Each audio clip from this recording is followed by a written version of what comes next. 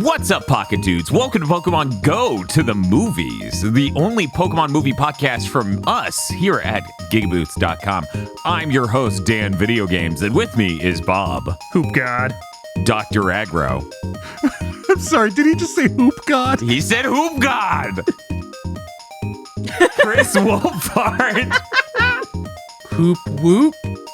And this dude's hooping the whoop. We had Millennium Mike's very own Shiba Yagato. Sounds like a lot of Hoopa! And were you surprised? That's right. We're here to talk about Hoopa and the Clash of Ages. Or as it's known in Japan, Pokemon the movie XY, the arch genie of the rings, Hoopa, in case you didn't know. They put it right at the end.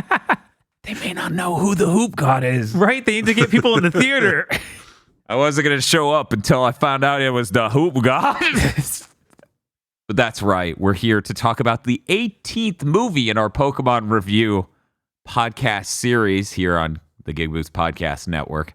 But if you've never watched an episode before, what happens is we do a quick plot synopsis at the beginning where we talk about all of what happens throughout the film. Then we get into measuring the film with our very fine tools, the Whimsy meter, the Dex check, the gun check. And then at the very end, we rate it on a scale of 1 to, as it is currently, 719 to let you know how good the movie is. So, let's get to it. The movie opens up without a screaming, "The world of Pokemon!" This time, a ring is in the sky and the Hoop God descends out of it upside down and just starts blowing stuff up. His catchphrase when he does things is "a la Hoopa ring," which I feel like is almost right, but like you should have workshopped it a little. Yeah, I don't even get what it's supposed to be. He doesn't either. It's funny nonsense. Yeah, it's a fun phrase, he said. Look, he thought of it when he was 8, and he's sticking with it like it's an Xbox Live gamer tag. Yeah, it's just alley-oop, but he makes it, hoop themed. A la hoop. A ring. See how that last bit really makes that not... He should have just said a la hoop. Then he would have been like Shulk. He could have just been like, a la hoop, hoop, hoop, hoop, and keep summoning fire. Anyway, speaking of which, he's summoning fire out of rings and stuff. And it turns out, actually, he's summoning forth Groudon and Kyle Ogre. And then he yells, "Are you surprised why Hoopa can do anything?" He then promptly owns them. It's now nighttime. Lightning strikes. Zekrom, Reshiram, and Regigigas stare down Hoopa and attack him. Regigigas sounds a lot more like Max Headroom this time around for some reason. There's like a real Max Headroom quality to the audio loop on him. Well, he's like a robot, so I guess it makes sense that he has like a weird cyber filter on. Yeah, I was waiting for us to get to this, yeah. He also does the Kamehameha. And he loves New Coke. Hoopa endures the attack from these three, laughs, and then sends a death tornado their way. He then shoots a purple belly beam into each of them, sending them into ring portals. He laughs as a torrent of wind kicks up. A man walks across the desert wearing an Arceus-themed necklace, walks up to him, and traps Hoopa in a Hoopa-themed genie lamp / bong. Then we get our cool title card that forms out of a mountain. He was owning all those legendaries so ridiculously. I honestly expected it to cut to the future into his Hoopa telling a story that never happened. Right? Yeah, it really has that energy. Yeah, instead, a lot of this movie comes off a lot like the Majin Buu arc. A little bit, it really does. I mean, except for the Mafuba here at the beginning. That's a lot more Demon King Piccolo. Yeah, I was like, oh wow, it's literally just the fucking Mafuba. It's even kind of animated the same. Once again, any random piece of crap you find on the ground works better at capturing legendary Pokemon than a Pokeball does. The incredible world of Pokemon. It's brimming with the most amazing things like Black Rayquaza, which is the shiny for those who don't know. Oh. This is we have 2 Rayquazas in the upper atmosphere. We should be very afraid. I assume this is the weaker one. The Earth is doomed. Because he shows up later, and I feel like if real Rayquaza showed up, things would have ended a lot quicker in this movie. Let me just say right now, if you're power scaling any of these Pokemon, you don't get to use this movie because, as Bob said, it's a fake story that Hoopa's telling. This movie is like Blaze Blue rules, where it's like, well, you pulled part of Rayquaza here, but 90% of his power is still up in space killing rabbits. Holy shit. It's merely his shadow. Yeah, it's like Hoopa is an observer, so he can make these Pokemon be in two places at once. Then we can mix in some Guilty Gear lore, and it's like, yeah, the 90% of Groudon left in outer space or the other realm is running a podcast. We need to stop him. I really just want to edit "The Wheel of Fate is turning" over like half of this fucking movie. I wonder how that'd go. Really good, because I like that character select theme. Yeah. The intro then cuts to legendaries animating about and then freeze framing them and transforming them into ancient mossy stone carvings. This is it. This is the montage. It's going to keep doing this like 8 times. I feel like they did this exact montage before, but I'm probably wrong. It's probably just really close to a different one. Yeah, I feel like it's not the exact one they'd done before, but I get one of them had very similar vibes. Like, I think the previous one also had them transform into ancient sculptures, but not the same aesthetic or style. Anyways, we cut to what is later found out to be modern times. A man named Baraz, which is the Baz but legally distinct, descends into a cave. He's also wearing an Arceus-themed necklace. He casts a spell to reveal the ancient bonds confining the Hoopa Bong. He grabs the bong and a dark energy overtakes him, giving him glowing red eyes. He then smirks because evil people always be smiling. We fade then to Ash swimming in a pool with Pikachu and his Kalos buddies. They're at a resort in a desert oasis that I am really certain does not exist in Kalos. Because all that was in that desert was like a power generator, right? Yeah, like always, they've mysteriously exited Kalos. Serena shows the group pictures of Dahara City, which is Sahara with the T, which I can't. Oh, it's like if the other movie took part in Dentrol Park. Okay, I was like, I don't remember that city from 6th gen, but I also don't remember any of 6th gen pretty Yeah, much. my eyes kind of glazed over. I didn't catch that it was Dahara City. That's so fucking funny. Yeah, I mean, she said something, and I'm like, oh look, it's Dubai. I also thought that. It's also explicit. It is like, so obviously Dubai. I'm like, they should just call it Wubai. Anyways, Dahara City, their specialty is donuts, and it's a famous tourist destination dedicated to a mythical Pokemon. They're all excited until Hoopa reaches through a ring portal and steals their donut, replacing it with, I forget the exact pronunciation or spelling, but it's a tomato berry. Chespin bites it, and it's very hot, so he starts spewing flames. Ash is like, I wonder when he learned flamethrower, and Clement says, Chespin can't, and everyone freaks out. Giving Chespin water to calm it down, but then another portal appears. Hoopa tries to steal more donuts, but Ash and Pikachu are like, no fucking way, and grab its arms, getting pulled through the portal. They are now next to Dahara City. Ash is visibly confused. Hoopa smugly says, were you surprised? And eats the donuts. This is Hoopa's other thing it does. Ash asks Hoopa its name. It answers, and then Pikachu makes Ash aware they're now at Dahara City. The way I wrote that, it's like Pikachu then pulls out a map app on a phone and just shows.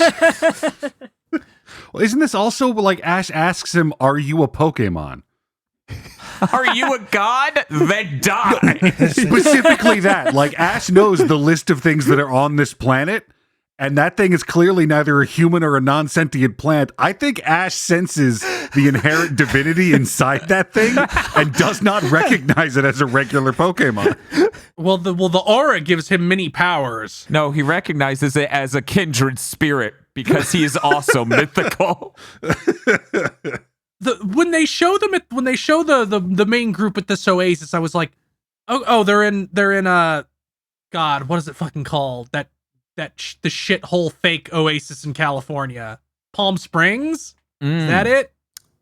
That is the place, I think. Yeah, I don't know. Are they just rich kids now? It's like we only like fake tropical places we built in the middle of the desert. Next, we're going to Las Vegas. Yes. Gonna get my Fire Festival badge. You put Ash in the Fire Festival, he's going to end up being worshipped like a god. True enough. Hoopa has decided it would be neat to call Pikachu Pecan and Ash Ashcon. I don't think this bit really works in English, but we're stuck with it. This is one of the things where you should probably have come up with something instead of just, well, here's what he says in Japanese. Yeah.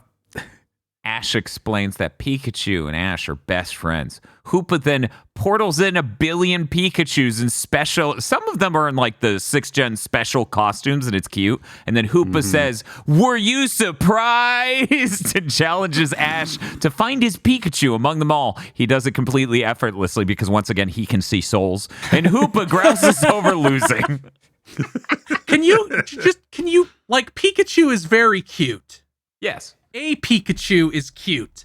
Yeah. I feel like if you looked down and saw like 100 Pikachus standing shoulder to shoulder, making the same face at you, that is now terrifying. Yeah, for some reason that registers in the same part of my brain that expects the end of time event where I get reduced to LCL. The Pikachu reaches up and touches me and I pop. Yeah, I was gonna say, fucking Comsus or Todd as all the Pikachus come through the portal. Oh man. shit. The opportunity for Rei Ayanami branded Pikachu. No. Like, Pikachu is still ultimately a rat, so I would feel the same way. It's like, no, if you see hundreds of rats coming, that's bad news. That's It's just Plague Tale, but Pikachus. Oh, fuck. Yes. you hold out your arm and the wave consumes you. And at that point, it's just like, well, I should have detected it. That's on me. As Hoopa grouses over losing, Hoopa's trainer Mirai walks up wondering why all these Pikachus are here. Hoopa says he brought them here, and she says to send them back or he doesn't get his donut. The Pikachus then fry her.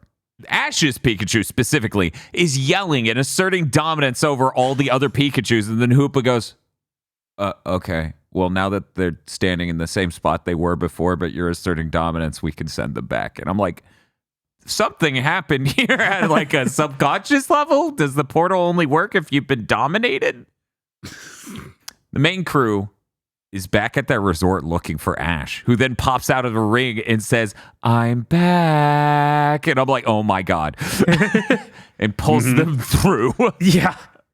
Hoopa then says the catchphrase, "Were you surprised?" Mirai introduces herself. No, hang on, because the thing is, Ash pops out, says a creepy line, grabs the little one, and pulls her through. Serena's like, no, fuck that. That's not Ash. She has a reasonable fear reaction. Yeah, no, that's fair. She'd survive a horror movie, I think. She would have survived Destiny Deoxys. True. Fact. She would just simply figure out, like, oh, these things are dumb. I'm going to hide under a cardboard box. Everyone else is getting picked up and flown off to a warehouse, and she's just like, I'm good.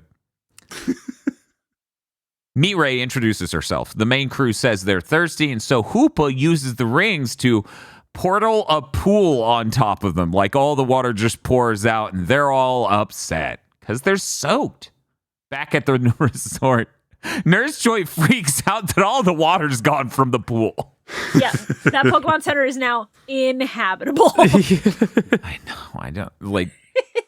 Really at risk here. Any number of problems could have been caused by this, but we will address none of them. The main team tries to go through a ring to get to Dahara City, but Hoopa can't follow through. Mirai explains that he can't do that just yet. Why did she say that? I don't know. Does she have future vision? Like, after we find out stuff later in this film, it's like, yeah, he's not been able to do that for over 100 years. Like, what? I mean, the grandpa, I think, would tell them the future stories because about that or something. He's Jesus Christ, our Lord and Savior. No, he's simply been ordained by Jesus Christ. You saw the necklace. It's true. He does like the Final Fantasy VII summon materia for Arceus, and you have to watch a 10-minute cutscene as your ass gets whipped. Knights of the Round, and it's just summoning all the Gen 3, 4, 5, Hell 6 yeah. legendaries. Serena cheers up Hoopa with donuts. Meanwhile, elsewhere, that Baraz guy is flying on a bird, Braviary, and he's still evil and holding the evil bong. Mirai is elated. He found, quote, the prison bottle. I don't know. It's just calling something a prison bottle makes me assume it is a bottle that is being used or handed around in a prison, and that gives it questionable energy. He holds it aloft, which makes Hoopa shock slightly and then unleash dark energy, transforming, nay, unbounding Hoopa. I gotta say this now, lest I forget it. A little disappointed that this movie didn't have more BoJack Unbound energy. Yeah, it's missing that. I was waiting for a myriad of similarities that drove me insane throughout the film. Anyway, Baraz's eyes stop glowing evilly. Mirai is happy for Hoopa, who has the full power now, and Hoopa is jazzed too, being huge and having 6 floating arms and stuff. Meow sees this and hopes the prison bottle works on him to turn him into Gigantor Meowth. Give it 2 more gens, buddy. Hoopa yells, true power surges within. Hoopa is magnificent. He smashes the nearby building and then falls over and eats shit immediately. It is unclear what he meant to do. It did look completely involuntary. It's just playing Superman as he does it, as he bails. Hoopa tries to grab the prison bottle, but an energy barrier repels him. Hoopa is furious and portals a chunk of building to then throw at our main cast. Ash sees a chunk of building come at him and he goes, Pikachu, use Thunderbolt. And he blows it up! How strong is this rat? Yeah, Pikachu's level 99. He's maxed out. Top percentile. Pikachu Unbound, thank you for your time. Mirai has had enough, so she uses the prison bottle to seal away Hoopa's power and confine Hoopa again, which, by the way, the subtitles do convey to the audience. That is Hoopa confined. The other one is Hoopa Unbound. It will let you know anytime they talk. I enjoy this immensely. It's like if Mewtwo in the other movie, anytime it transformed, it was like, by the way, this is Mewtwo Y. Sorry, Mew 3, gotta keep up the bit. Serena tries to pick up the bottle, but then is warned that the bottle is evil. Clement sees this as an opportunity to be helpful and yells, the future is now thanks to science, and uses his Clementic gear to grab it and seal him in an energy prism. He calls this his fully automatic lifting machine. Ash yells, science is amazing, and the delivery was really weird. Yeah. He wasn't actually impressed this time. Look, it's Clement's one thing in this movie. I like him going, I just made a machine that can use the Pokemon move magnet lift. This is like the 80th time Ash has tried to humor Clement. That's why it sounds so weird. Yeah, I'm sure it has to happen in every single XY episode. It basically does, yes. Yeah. Mirai explains that if Hoopa loses control, then the event from 100 years ago will happen again. Hey, that's clearly the intro. We don't need to show. So they do a flashback. Hoopa ate a shitload of the desert village's food, but then paid them back with gold. And he says, in return for food, Hoopa will grant all your wishes. Then they said he looked strong. Could he beat up other Pokemon in battle? Not a real wish, more of an assessment. Anyways, he just keeps beating the shit out of legendaries to show off and stuff. And eventually it escalates to the point of being the intro where he's causing a ton of collateral damage, and that's why they sealed him. The main cast keeps traveling onward on a boat and ends up at a diner. At the diner, Clement recognizes the necklace as being an Arceus ring. Baraz explains that they could communicate with and receive power from Arceus, and his great-grandfather received that power and used it to seal away Hoopa's power in a bottle. Confined Hoopa has a fit at their great-grandfather after having its power sealed away, and he holds Hoopa back with a glowing golden heavenly energy emanating from his hand. Yeah, this is a normal thing that is totally possible. This is ultimately where Ash ends up if this keeps up. Yes. Yeah. Does anybody, whenever they bring up Arceus in these movies, because he talks sometimes, does anybody else just always picture him sounding like God from Futurama? No, I picture him sounding the way he does in that movie, and I cringe a little bit. Yeah, but before the movie, but now I just hear Zim. I always just imagine he sounds like the Battle of Gods main villain from GBZ. Beers? Yeah, Beers. He just sounds like El Palazzo. See, in my head, because I have a crossed wire in my brain, I just assume he sounds like House from House. No, that's awesome. Then he's like, hey, Hoopa, give me some seeds. Hoopa then manifests some seeds forth and, from a ring. And their great-grandfather uses the power of God to make them sprout immediately. They then explain that Baraz and Mirai hung out with Hoopa as kids, and he was like a family to them. Just another family member, the Hoop God. God damn it. They prank an old dude by replacing his straw hat with a Pokemon-themed hat, but I have forgotten the Pokemon's name. Anyone? Thank you. You're welcome. Oh, wait, I was supposed to go, if you know, shout it out in the comments below. Anyways, proof you're a real fan, shout it out in the comments below. Censor that in the edit. Let them guess it. It's fine. There we go. Perfect. Then they tell a story. It's a weird story. They're like, we wanted to see the world, so we just wandered out of the valley with Hoop God, and he immediately got sick. The kids are like, we need to make medicine, and start smashing nearby plants into a paste near a campfire. They feed Hoopa the medicine. Given normal circumstances, they would just be feeding him poisonous berries and random plant life you're not to consume, and he would die. However, Hoopa gets better the next morning. They go back to the valley, I guess, and run into their great-grandfather again. He says that Hoopa is family too. Back in the modern time, they explain that they're going to return the bottle to, do they say Arc or Arch in this movie? Arch Valley. I'm not quite sure. I expected one pronunciation. I got another. Now I don't remember which is which. Anyways, Team Rocket steals the bottle. I think it's important to note, they say that great-grandfather isn't here right now. Yeah. Like, we don't know if he's dead. We just know he's not there. Yeah, he's I'm traveling convinced the he's world. immortal. I mean, he did meet Arceus, and Arceus could have just been like, hey man, you're chill. I'm gonna let you live forever, but your body keeps aging because I think it'd be funny. Bye. Right? Fucking Methuselah. Or maybe he's just hanging out with that God, what is that dude's name? The immortal dude from X and Y. Right? Oh, yeah. Oh, with Az, yeah. Yeah. Yeah, Not with to Az. be confused with the Baz or Baraz, just Az. This game is Az. Dark energy arcs across the Meowth, who is loving it.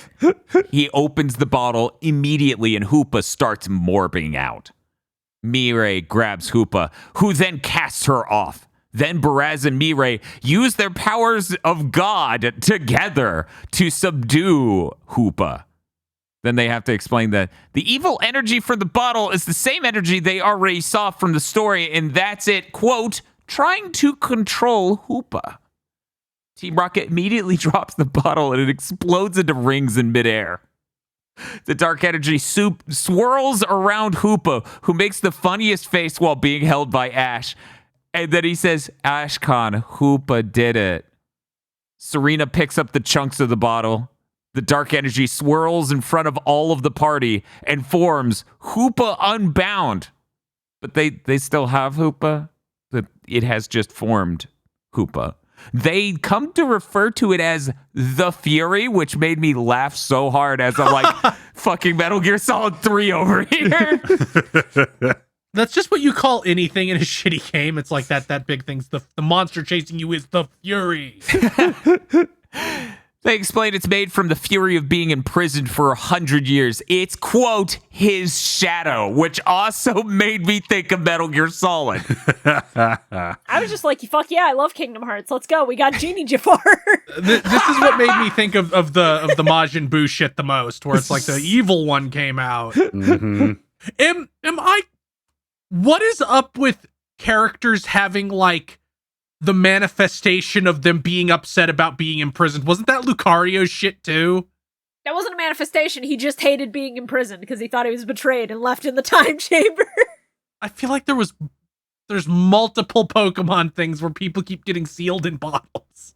Yeah, we do be sealing Pokemon up in random objects a lot. Yeah. We didn't have balls figured out, so we just shoved this one in like a stump for 1,000 years. I was using this jar to make pickles, but I guess it could fit a Pokemon in it. I don't know. At least one of them got a whole city. Turns out if you hold a piece of paper real close to a Pokemon's face, they think they're trapped and just go limp. Arceus blinders. But yeah, they explained it's his shadow. He was trying to overtake Hoopa despite being Hoopa's power. The Fury then knocks Team Rocket into a ring portal, sealing them away somewhere? Question mark? It looks at Hoopa and then yells, "Disappear!" And Hoopa goes, "No." Faraz sends out Braviary to get owned instantly. Hoopa then summons Lugia, cause fuck you, Shibuya. Yeah. Lugia starts battling the Fury, and the main cast books it. So many things are in this movie, but Entei still isn't real. No. Entei and Ho-Oh can both fuck off, I guess. At least it's real Groudon this time. That's my one consolation prize. That's true. It really bugs me Lugia can't talk. Oh, yeah. No, they do that with like every legendary that could talk. Arceus doesn't talk. Lugia doesn't talk. They all lost the gift of speech. I think Hoopa stole it from them. It's unclear. Yeah. Also, Ash asking Lugia for help, but not acknowledging that he's met Lugia before is fucking infuriating. Yeah, that happens with every one of these mons they summon. I know. Like, he doesn't even try to plea for Giratina to wake up. Yeah. God. Mirai shows Baraz the pieces of bottle. He touches it with his god key and says, "We need a new bottle. We can make another. With these pieces, I can make another at Dahara Tower." They explain that their great-grandfather made the bottle using fire, water, and earth. Like, yeah, that's how ceramics work. Thank you. You're welcome. They just need those 3 types of Pokemon to make it. They lack a ground type, so Hoopa grabs a... How did they say it in this fucking film? Hippopotas? Something like that. Hippopotas, which I've always said hippopotas. Right, because it's hippopotamus without the extra syllables. Hippopotas from the desert through a ring portal. The Fury looks through a ring portal at them, and then Lugia tackles him, so he stops. It is a good thing their kaiju battle isn't destroying the city, writes the sassy synopsis guy before they do exactly that. Everyone but Ash, Pikachu, and Hoopa use a ring portal to go directly to the tower and start making the bottle. Ash walks with Hoopa casually, weirdly enough, and asks if the Fury is like his shadow and says him and his shadow should get along. Later this night, I had to watch Hook, which is also featuring a spiteful shadow that will not obey. The Fury tries to grab Ash and Hoopa and Pikachu through portals, and they get scared, but then Lugia attacks again.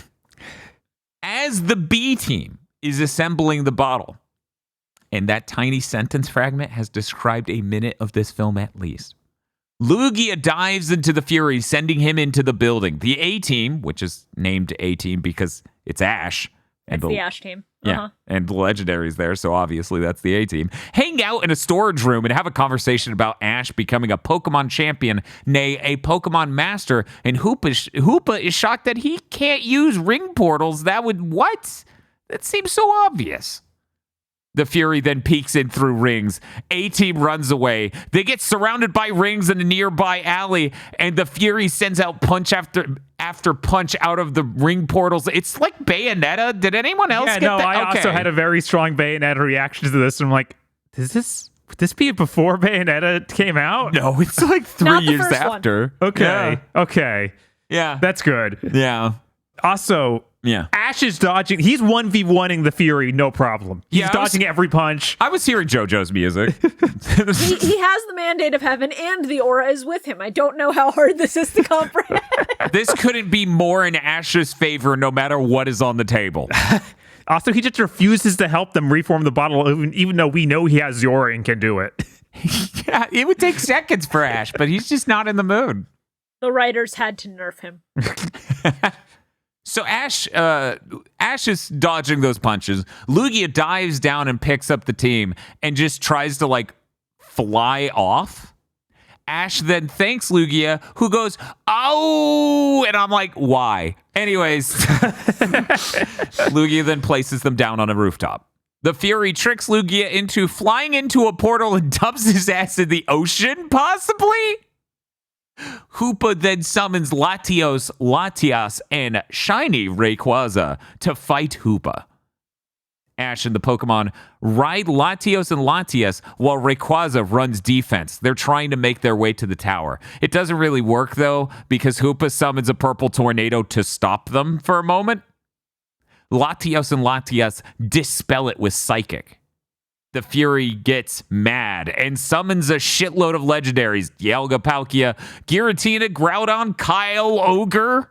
They're all here. B-Team still making a bottle. They then tell the 3 Pokemon to attack so they can make the bottle. The bad legendaries attack, but the good legendaries mega evolve to fight it off. Then the bad legendaries attack, destroying buildings everywhere, thus owning my sassy comment earlier. Mega Rayquaza has like sick energy tentacles. It's pretty cool. He owns Giratina. I felt bad for Giratina, though. It feels like you were picking on Giratina specifically. You're like, I'm going to take the shortest, scrawniest dude on right now. You know what has me very excited? Is that with Z to A being announced and them hard confirming that Megas are coming back, there is a non-zero chance of the Sinnoh legendaries getting Megas finally. Oh, man. That is interesting. Giratina then lets a shot loose into a building, and another at Team Rocket accidentally. Team Rocket, freaking out as it approaches, jumps behind Wobbuffet and yells the stupidest thing I could imagine, "Save us, Wobbuffet!" But incredibly, Wobbuffet glows with an awesome power and deflects Giratina's shot right back at him. Giratina, like, floats away, though, casually, so it misses entirely. It just hits the building. Good thing it's Sunday and everyone had their parachutes. I don't know. Maybe this whole city is fake. Like, they have all these buildings built up to make it look really fancy and expensive, but no one works or lives in any of them. They've been practicing the Hoopa contingency plans for 100 years, and finally, it paid off. They know what the fuck to do. We were like 3 years away from the building successfully going under town when there's a Hoopa attack. Like it's an Angel situation. Unfortunate. Ash falls off of Mega Latios. Hoopa portal rings him back up, and Mega Rayquaza, I said that real weird. Anyways, tackles the Kyurem fusion into the water and doesn't reemerge. People nearby panic and run. It is unclear where they are running to or from. B-Team finishes forming the bottle with the ritual. White Kyurem starts chasing Ash and freezes Groudon just to show how much cooler he is. The bottle's complete, by the way. The Fury senses it and sends out a ring to the tower to try to grab it. A-Team races to the tower only to stop and turn at the evil legendaries, who then shoot a beam at the tower. Ash tells Mega Rayquaza that he has to use Twister now. Ash cares not for the people of Dahara, I guess. He then tells the Mega Latis to use Psychic. They have thus manifested a protective, defensive Psychic Twister. The bad guys try to shoot a beam at the Psychic Twister. Doesn't work. Hoopa uses his portal to channel all of their beams into Rayquaza inside the Twister. Ash ends up on the ground and starts booking it as Mega Rayquaza continues to get fucked up. The Fury catches Ash in his hand on the ground, but he locks up at the last second. We whip the camera to the side to show that Baraz has the bottle, so he must chill the fuck out. All the bad legendaries stop having glowing eyes. They calmly land in the water. Baraz imprisons the Fury into the bottle, which then flies out of his hand after he imprisons the Fury. Ash grabs the bottle and then is encased in the nightmare virus. His eyes glow and he yells at Hoopa, "Disappear! Now I am Hoopa. Hoopa will remain here." And Hoopa goes, "Ash Khan told me to help Shadow." And then Ash goes, "Go away!" Hoopa says, Everyone wait for us to be like before, and we get a montage of happy times with Hoopa that we've already seen. He says his damn catchphrase again. And Ash is healed. Ash says, I could hear it, your voice. I'm sure the shadow did too. Baraz says, the evil power is gone. Man, this movie seems resolved, right? Yeah. Yeah, what? Why would it not just end now? That would be fucking weird if it just kept going. Then the legendaries all make a bunch of sounds because they've lost the gift of human speech. And Ash has to ask Hoopa what they said. He is pretending he knows.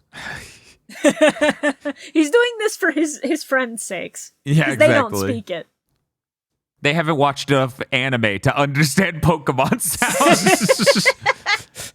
Team Rocket is happy to be alive until a giant dark portal starts to envelop the tower. Baraz says time and space are being warped. Perhaps there are too many legendary Pokemon here. This comes out of nowhere.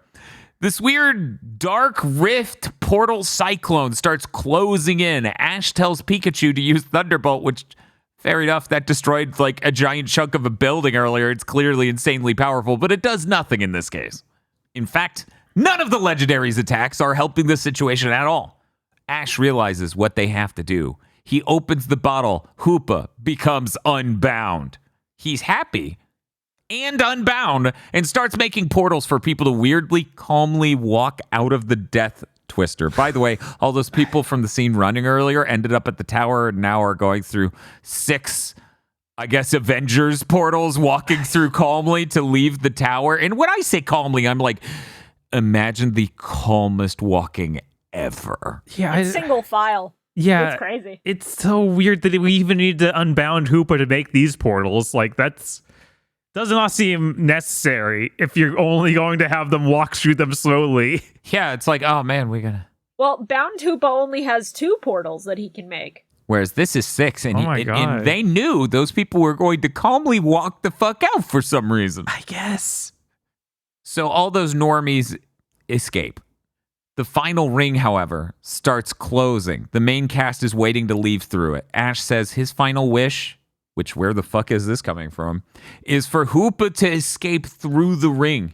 He opens the bottle. Hoopa is reconfined. And then Ash leaps through the ring holding Hoopa. It doesn't work, but then he tries to leap through with Mireille, and that doesn't work. And then he tries to leap through with Baraz, and that doesn't work. Baraz can't make it through with Hoopa at first, but then the Arceus necklace lights up. A pillar of divine light shines down from the heavens to stop the dimensional vortex. Baraz says he will take Hoopa back to the valley. As he tries again to make it through the portal, we see another flashback clip reel. Hoopa yells, "Hoopa will stay with everyone," and tears through the portal. The ring starts to close, but Hoopa grabs Baraz and brings him through at the last second. It then disappears entirely. The towering inferno twister of dark energy dimensional rift bullshit also disseminates, and the Dahara tower is gone. Arceus is watching from above and goes, "Oh!" and Trot flies away. Yeah, Arceus says, if you're doing your job right, nobody will be sure you've done anything at all. That's weird. When I watched the movie, he just said it's lupus. Anyways, Team Rocket almost falls off a thing. Meowth says, "Oy vey." The cast portals to where the tower was, and they say Hoopa can return to the Arc Valley. Hoopa says he's going to fix this first and calls Ash a Pokemon Mister. Everyone laughs, and he corrects him and says Pokemon Master, and then everyone laughs more. Credits. This song isn't terrible. I'm not taking down any notes. Like, it's not good, but it's not terrible by Pokemon credits theme standard, in my opinion. We get to see the main cast sail away on the river. Hoopa's helping rebuild the tower. Mireille unbounds Hoopa so he can help faster. And then the movie ends several minutes after when it should have. And that is Pokemon the Movie 18, Hoopa and the Clash of Ages. Before we get into our segments, like how whimsical was this movie? How good is the Dex representation? Could this have been better solved with a gun?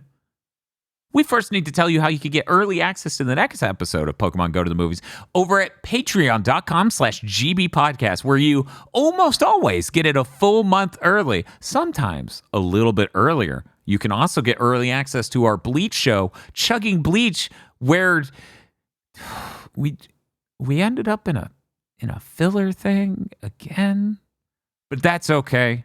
We're going to make it out in like one more episode of Chugging Bleach. So head on over to patreon.com/gbpodcast to join us for that triumphant moment where we hopefully make it out of filler for like even, can I get 15 episodes of Bleach just in a row that aren't filler, please? I'm not going to tell you about what the future holds, Dan. Yeah, no, don't worry about it. And with that out of the way, let's talk about the movie. The first segment is the Whimsy meter. On a scale of 1 to 10, how whimsical was this film? And we're starting with Dr. Aggro. I mean, this is one of those movies where you've got stuff in it that you could list out and be whimsical. Hoopa himself is pretty delightful. You've got what might be an Enchanted Kingdom sort of setting, but then you've also got like the back half of the movie where we Pacific Rim, a densely populated area. So I think I'm going to go ahead and give this one like a 4 because all of the gods of the earth were summoned and mind dominated by this single insane rage monster. And I don't know what that says for our chances as a species. Shibuya Gato, where are you coming in at? Let's see. They swim in a pool. Hoopa steals their donuts. And then Hoopa and the kids play a prank and steal someone's hat. That's about all the whimsy in this movie. And each one of those gets a point. It's a 3. Chris, what do you think? This reminds me of a Marvel movie, Zero.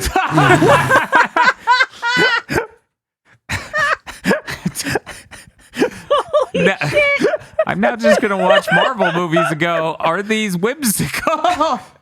I'm going to give this movie a 2. It remembered to be whimsical for a very short bit at the beginning, but then it feels like there's no whimsy in the rest. And honestly, the weird, like, these people are the people of God who has given them divine energy. The text of the story, the vibes of the story should be whimsical, but it edges so far into, I am watching like a religious cartoon as a kid energy that it sucks that whimsy right back out for me. Bob. Yeah, Shibuya's right. Those were literally the only scenes with any whimsy, and I think it was a total of under a minute. Yeah. No, I'd say like 90 seconds, more or less. Thereabout. Wow, that's a 60th of the runtime. Actually, that's slightly more. This movie is definitely exactly feature length. So I'm going to give it a 1. Well, we're moving on to the Dex check next, which means we get to do everyone's favorite segment, the segment where I read every Pokemon in the film. Here we go. Pikachu, Ashes, Meowth, Team Rocket, Wobbuffet, Deden, Frogadier, Fletchinder, Hawlucha, Noibat, Braixen? I've never been clear. Pancham, Bunnelby, Chespin, Luxray, Braviary, Solrock, Hoopa, Anime, Confined and Unbound, Hoopa, Shadow, Unbound, Arceus, Kyle Ogre, which they're counting twice because you get to see it and then you get to see it primal. Groudon, which they're counting twice, we get to see it once and then you get to see it primal. Rayquaza, Lugia, Latios, Dialga, Palkia, Regigigas, Giratina, Reshiram, Zekrom, Kyurem. Yes, it had black Kyurem, white Kyurem, and normal Kyurem. Pikachu, Rockstar. Pikachu Bell. Pikachu Popstar. Pikachu, PhD. There's a comma and everything. That's really good. Pikachu Libre. Pikachu multiple. Hippopotas, Hippowdon, Diglett, Steelix, and Dragonite. That is not that many Pokemon compared to a lot of these movies. No. Yeah. Yeah, it's not very many at all. Well, we're going to start the Dex Check rating segment off with Shibuya. So, the legendary cast this time is as stacked as it's ever been. Granted, they decided to say, fuck you in particular, guy who likes Ho-Oh and guy who likes Entei. Mm-hmm. However, if I'm not mistaken, this is the first time the real Groudon has been in a movie. Yeah. Because the last time we had a movie with a wish-granting Pokemon, that was just a lava Groudon or some shit. So, very happy to see him. I'm glad he's doing well. I'm glad he got to go primal and a little bit feral. I'm stunned at how little representation overall there is for Pokemon that are not legendaries in this movie. Yeah. Like, outside of that horde of Pikachus, what was that, like 25 Mons total that aren't legendary? Yeah, it's a really tiny amount. It is dire. And I appreciate that there was less Gen 1 here, because I think taking a little break from that to promote the 6th Gen 3 remakes, you know, as you do, is nice to see, but God, it's so barren out here. It's so dire.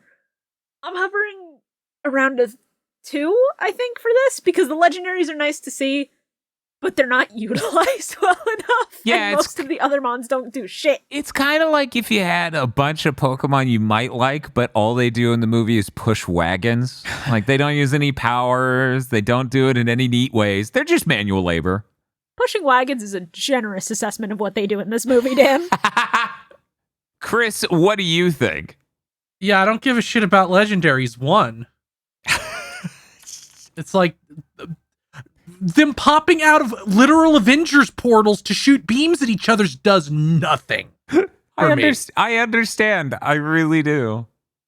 I'm coming in at a 2, mainly because they had so many different outfitted Pikachus. It felt like the movie only took time to breathe and show off cool Pokemon that might be fresh or in a cool format for just these Pikachus. That is the 1 point they're getting above what is normally the bottom score of a 1 to 10 scale. 1. So I gave it a 2. Bob, what do you think? Yeah, I'm totally with Chris. This sucks. They don't do anything. There's almost no Pokemon, and I really don't care that much about legendaries. It doesn't even have any of my favorite legendaries.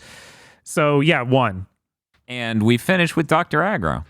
Yeah, this was the wrong list of legendaries. Regigigas being in the beginning and then not showing up again later, having a giant nighttime city battle and not inviting Yveltal back, having Lugia and not Ho-Oh, none of the 3 Gen 1 birds. It was bad. It was a bad pitch meeting. Pikachu Libre pushes this up to like a 4 for me. Good lord. That's really insane. I really love that little guy. Yeah, I do this is too, great. but come on, man.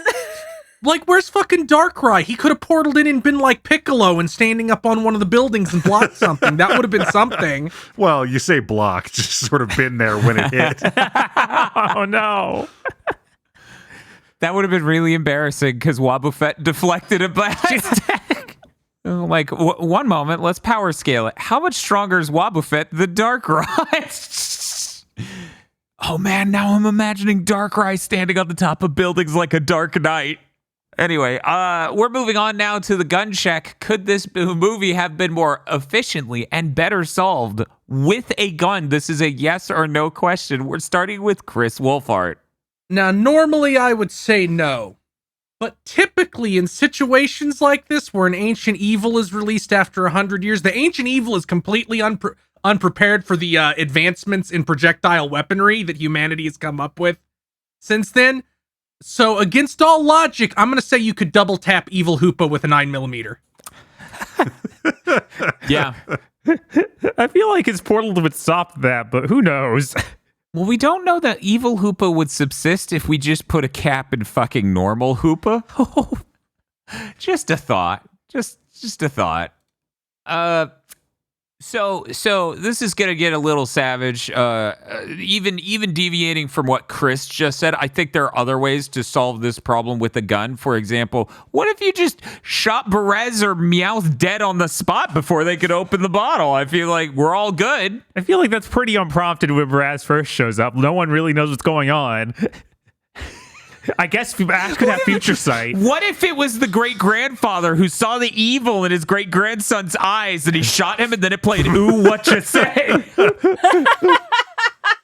I'm going to have to say yes. There are a lot of homicides that could be done with a gun in order to prevent this problem, not the least of which is to Hoopa Confined and possibly even Hoopa Unbound. You know, there's a moment where you could shoot a gun into a portal and Hoopa trying to show off would deflect the bullet through all the different portals, and then you shoot a bullet into that bullet and it deflects it into Hoopa's brain.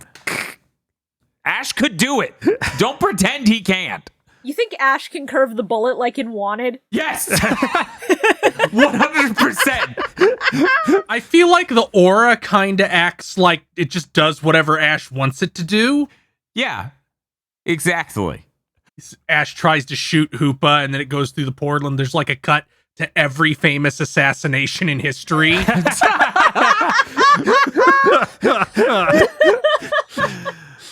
We now go to Bob. Bob, yes or no? I'm going to have to go with no, because he is... It's like, oh yeah, you can shoot Majin Buu, sure. That's going to do something, right?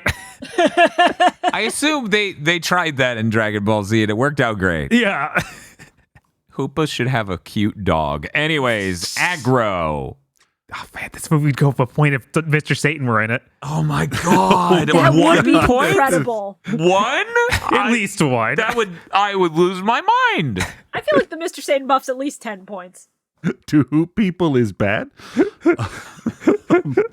I spent a long time trying to parse whether or not Hoopa in either form was fast or smart enough to get a ring up in front of a bullet.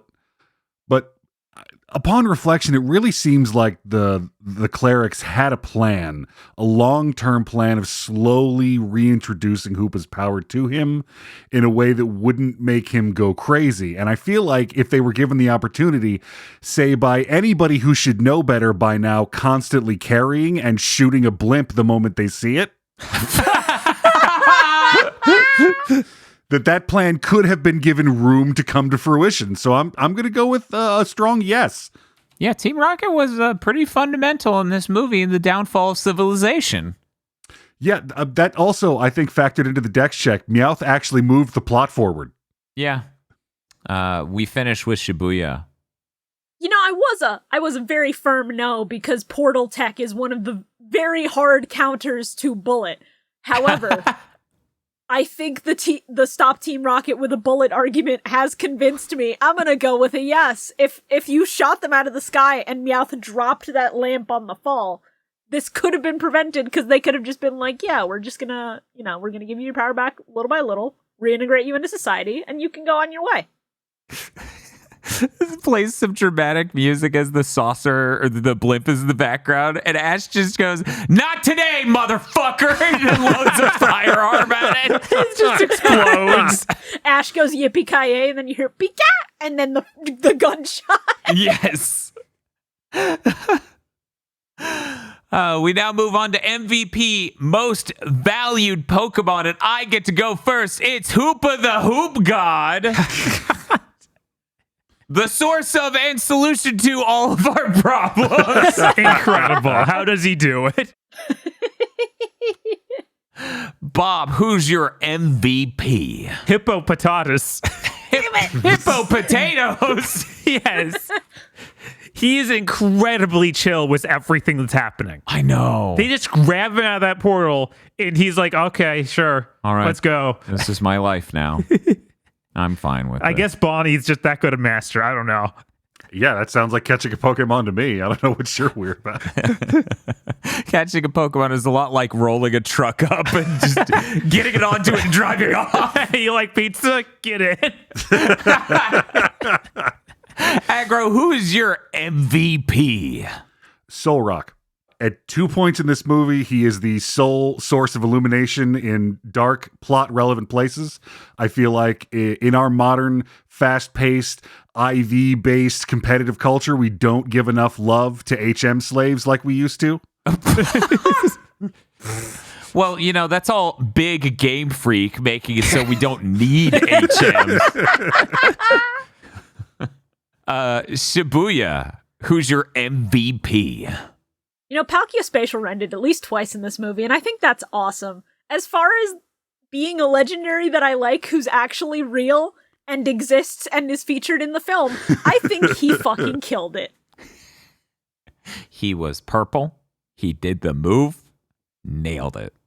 Yeah. Chris, who's your MVP? Wobbuffet.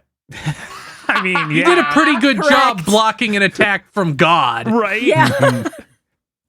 That's true. What if Wobbuffet was there in Ghostbusters? Huh. Deflect the fucking shot. Actually, this brings up an argument for gun check. Could Wobbuffet have tacked the bullet? Ideally, you're aiming too high for Wobbuffet to get there. I don't think he would have. Really? He doesn't understand the danger? Is that why? Or I think he thinks it's like Who Framed Roger Rabbit style funny to block a shot from Arceus and to just let Jesse get hit in the shoulder with the 9mm. I can't argue that. That's fair. well, our next long-running segment, an incredible investigative report, is Ash in a coma? Does this movie lend evidence to the fact he is or is not in a coma? We're going to start with Bob. Oh man. I feel like there's a lot here where you could say he's in a coma. Like, I think that there's a lot of things that point to that. But at the end of the movie, the Fury takes him over, and he doesn't just mind dominate it. So obviously, he's not in a coma, because if he were, he would just solve the problem when that happens. That's a pretty solid argument. Aggro, what do you think? Is Ash in a coma? I think that may be the only explanation for Giratina and Dialga being inside of each other and it not being on instantly. Like, I don't care Very if true. the Hoop God mind dominated them. There is no hate stronger in this world. We next go to Shibuya. Is Ash in a coma? This one's tricky. Because this all just feels like a big power fantasy with all the legendaries fighting each other and Ash being cool enough to just be like, all right, Rayquaza, you listen to me, I've got a plan and it somehow works. But there's somehow not enough wish fulfillment on Ash's part for it to really feel like it's in a coma. Like it was said earlier, Ash being mind dominated and not just, walking it off is strong evidence for this being real. I think I'm going to go with no on this, but barely. Yeah, sometimes there's just the little things that tip the scale barely in any one direction. Right. Yeah. Chris, what do you think? I'm going to say yes, because all the legendaries he had ever met almost come out of portals to have a big battle. It's like, hey, are you going to say articulate sentences? And they go, ow! Somebody turned the TV in his room off, so he no longer has stimulation feeding his subconscious. It can only recycle what already happened now. I'm also going to have to come in at yes, because this is obviously the product of an unwell mind. And with that out of the way, we are now moving on to Arceus Ex Machina. How big are the plot holes, just so the movie ends on the status quo of the show? This is a 1 to 10 segment. And we are starting with Dr. Aggro. I think this may be the most, like, we did it, Patrick, we saved the city these movies have ever been. Correct. Like, this thing is just... This send it into the cornfield ass godchild can just swing around lesser deities at will. And he's super not gonna anymore. Yes, he is. Yes, the fuck he is. And the fact that never comes up or like blows away the Earth's atmosphere or turns off its magnetic rotation is sort of a glaring omission in the rest of canon. I think we're at a 10 here, folks. Shibuya, what do you think? The final, 5-10 minutes of this movie involve space-time broke because we pulled too many legendaries out of space and time, and now they just have to fly home even though we fixed it. Oh look, Arceus is here to Ex Machina this bitch. It's a fucking 9. The only way it's higher is if somebody died and got revived. That's true. That's the only way. Chris. Yeah, I'm gonna have to go with Arceus literally comes out and is like, I better fix some of this shit. And then Hoopa's like, I better fix some of this shit. Yes. So yeah, I feel like 9 is about where we're sitting. Yeah, I'm also really feeling the Arceus literally coming ex machina. It's really unreal. Also, I gotta say how funny it is that it's like, oh, there are too many legendaries. The space-time continuum is gonna blow up. It's like, oh, we got too many guys from Wisconsin in this bar. Don't you know? Don't you know? This is truly absurd. The only way this could get more direct is if Arceus just comes down and goes, Ash, you need to not do this. And then just calmly puts things back the way they were and then leaves immediately.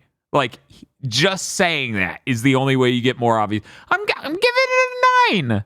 I'm giving it a 9. Bob. Yeah, this is obviously a 10. Like, everything that's been said, plus all of these legendaries coming in and not recognizing Ash, so it also is counter to the correct, like everything that's set up already. Mm-hmm. So yeah, it's a 10. It's dire over here. This has to be the highest we've ever scored it.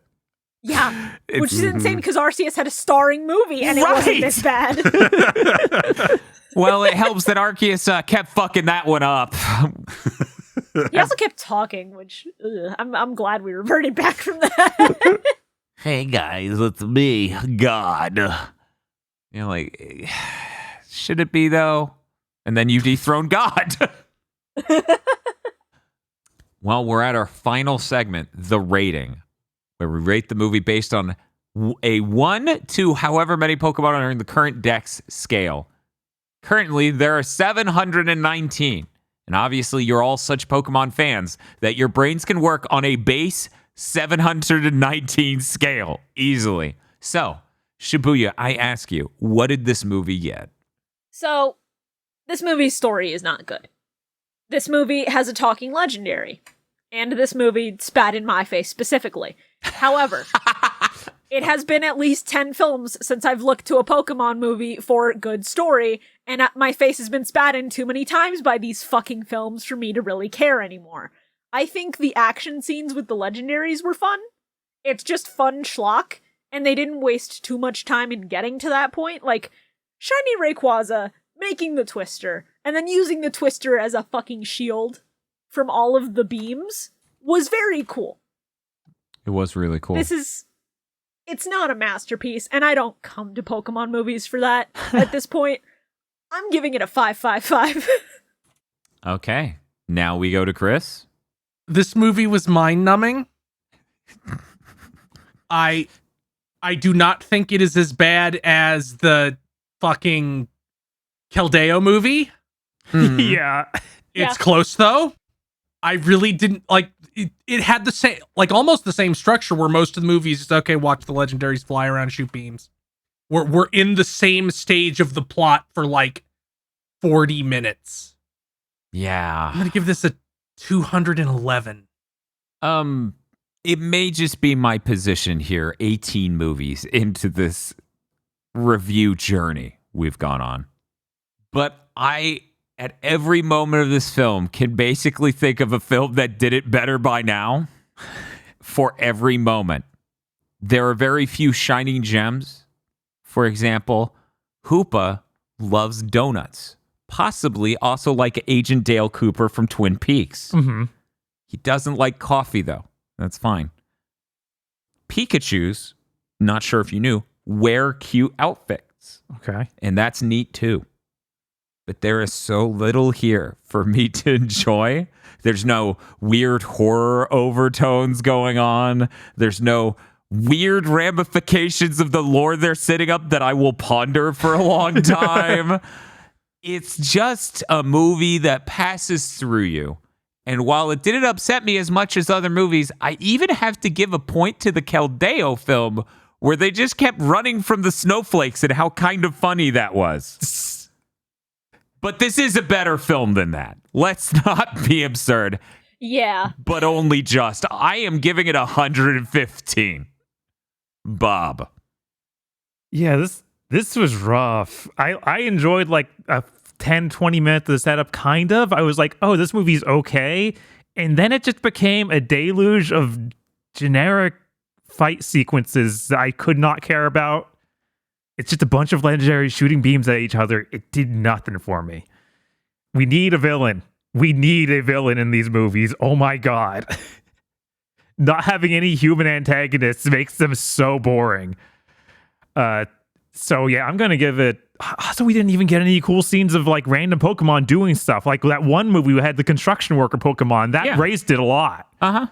This had nothing. The Hippopotas were in the desert just chilling. That was fun. That's true, but that's like them in their natural environment, and it didn't like reframe your brain on like, oh yeah, they would be able to do that. That's really neat. Like Conkeldurr and Girder getting to see them actually lay cement was kind of neat. Right. I think, the Dex check definitely plays heavily into the rating, and so like not getting to see Pokemon do anything neat except for Pikachu be wearing cute outfits, which none of us brought up the dress.